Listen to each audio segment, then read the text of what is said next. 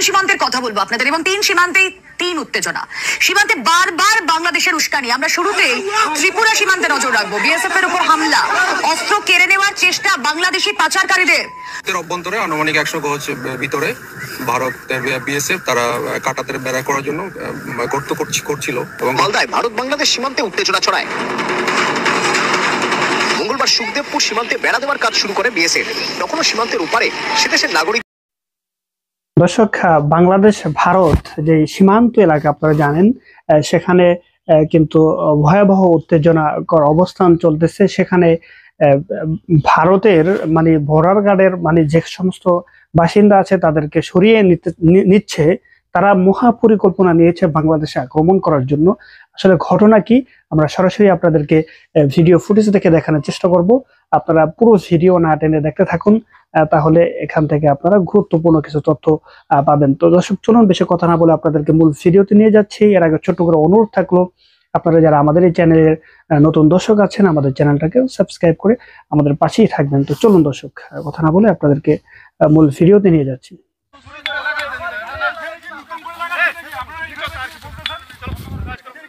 বিনা পাসপোর্টে এসেছিলেন, আপনাদের ধরলো কেন? 500 থেকে 1000 সংখ্যক লোক ওখান থেকে এসে আমাদের ভারতীয়দের উপর হামলা করে। তারা ঢিল ছোড়ে, হাসুয়া ছোড়ে। যে তিনজনকে পুলিশ গ্রেপ্তার করেছে এদের বয়স 22 থেকে 27-এর মধ্যে তিনজনের।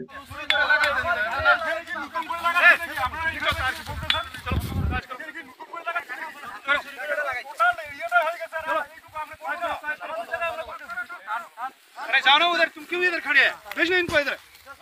वो तारी छोड़ दिया उन्होंने। उधर जाओ। কোথা থেকে এসেছিলেন আপনারা? বিনা পাসপোর্টে এসেছিলেন?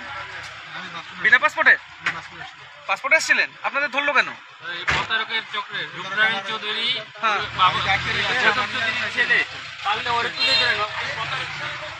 কিছুটা জায়গা, প্রায় 1200 মিটার মতো জায়গা, যেটা কাঁটাতারের বেড়া এখনো হয়নি।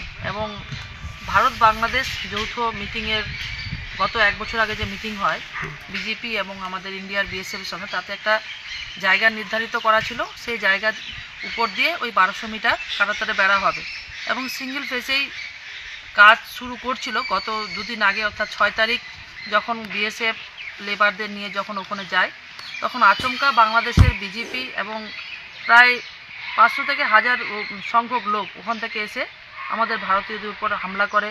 তারা ঢিল ছোড়ে, হাসুয়া ছোড়ে, এরকম বিভিন্ন রকম ভাবে একটা ভয় দেখানোর চেষ্টা করে।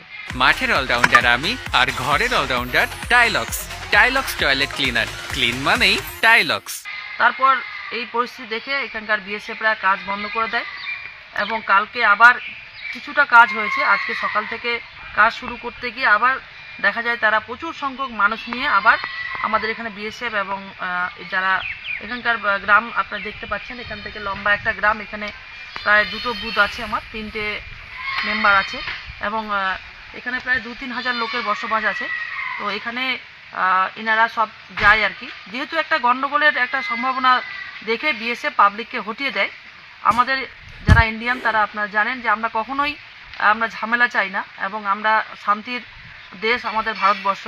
এবং এই যে ঝামেলাটা, এটা হওয়ার কোনো কারণই ছিল না। এটা ইচ্ছাকৃতভাবে আমি মনে করি একটা বিজেপি, বিশেষ করে শেখ হাসিনা সরকার যাওয়ার পরে, ইউনূস সরকার আসার পরে বাংলাদেশের যে পরিস্থিতি আমরা দেখতে পাচ্ছি, তাতে ভারত বিদ্বেষ একটা মনোভাব তো আছেই এবং সবসময় ভারতের সঙ্গে একটা যুদ্ধ করার মনোভাব, ভারত বিদ্বেষ কথা, ভারতের বিরোধী, সবসময় ভারত সরকারের একটা বিরোধী, সবসময় একটা ভারতের প্রতি একটা আক্রমণ, তাদের আক্রোশ যেন বেড়ে যাচ্ছে। যে তিনজনকে পুলিশ গ্রেপ্তার করেছে এদের বয়স 22 থেকে 27-এর মধ্যে তিনজনের, এবং এরা বাংলাদেশের কুমিল্লা জেলা, গাজীপুর জেলা এবং নড়াইল জেলা, এই 3 জেলার এরা ব্রাহ্মণবাড়িয়া এই এলাকায় এরা বসবাস করে। সম্প্রতি এসছে নাকি পুলিশ এদের কথাবার্তায় বিভিন্ন সাসপেক্টেড ম্যাটার পাওয়া গেছে এদের কাছে, এবং সেই জন্য পুলিশ রিমান্ডে যাওয়ার পরে প্রকৃত ঘটনা পুলিশ উদ্ধার করবে এবং আদালতে তারা প্লেস করবে যে কি ঘটনার জন্য তারা ভারতবর্ষে ঢুকেছিল, কি কাজের জন্য। এটা যেহেতু ইনভেস্টিগেশন চলছে। দর্শক, এর মধ্যে আপনারা যে ভিডিও মূলত আমাদের স্ক্রিন থেকে দেখতে পেয়েছেন, আপনারা আরেকটু অপেক্ষা করুন, তাহলে আরো একটা ভিডিও দেখবেন, সেটা দেখলেই আপনারা বুঝতে পারবেন। তো চলুন বেশি কথা না বলে সর্বশেষ ভিডিওটাও আমরা আপনাদেরকে দেখাচ্ছি। চাঁপাইনবাবগঞ্জের চৌকা সীমান্তে বিএসএফ এর কাঁটাতারের বেড়া নির্মাণকে কেন্দ্র করে উত্তেজনা বাড়ছে সীমান্তে। স্থানীয় বাসিন্দা, বিজিবি ও ভারতের বিএসএফ এর অংশগ্রহণে এ পরিস্থিতি আরও জটিল আকার ধারণ করেছে। দুই দেশের সীমান্তের দুই পাশে স্থানীয় জনসাধারণ জমায়েত হয়ে স্লোগান বিনিময়ে মেতে উঠেছে। ভারতীয়দের জয় শ্রীরাম ও বন্দে মাতরম স্লোগানের পাল্টা জবাবে সীমান্তের আকাশ ভারী হয়েছে বাংলাদেশিদের নারায়ে তাকবীর, আল্লাহু আকবার ধ্বনিতে। বিস্তারিত জানাচ্ছেন আরিফ হাসান।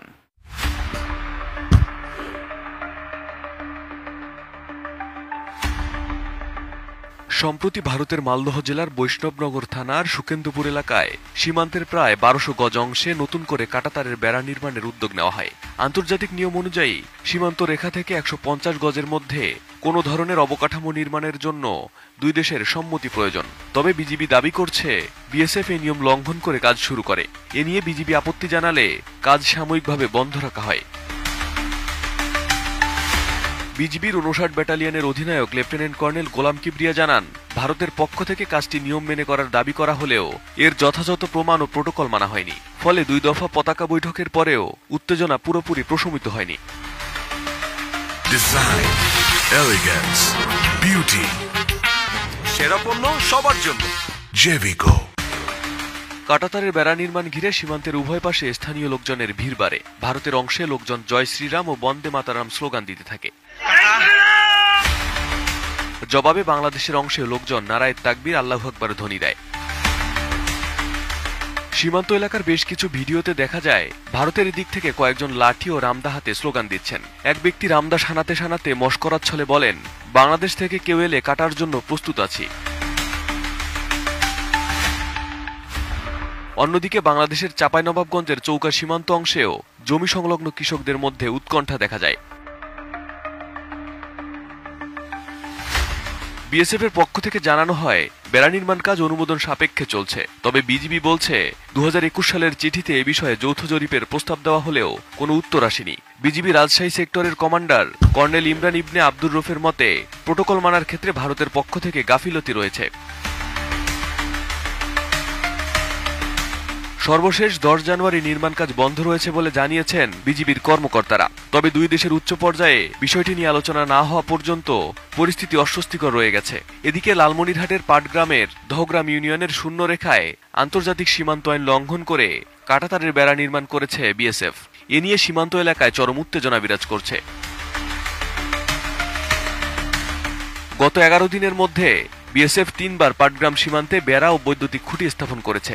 সর্বশেষ 10 জানুয়ারি সকাল থেকে ডিএমপি 8 নম্বর পিলারের 37 থেকে 46 নম্বর উপপিলারের শূন্যরেখার 150 গজের শেষ প্রান্তে প্রায় আধা কিলোমিটার এলাকায় লোহার অ্যাঙ্গেলের খুঁটি দিয়ে 4 ফুট উঁচু কাঁটাতারের বেড়া দেয় বিএসএফ।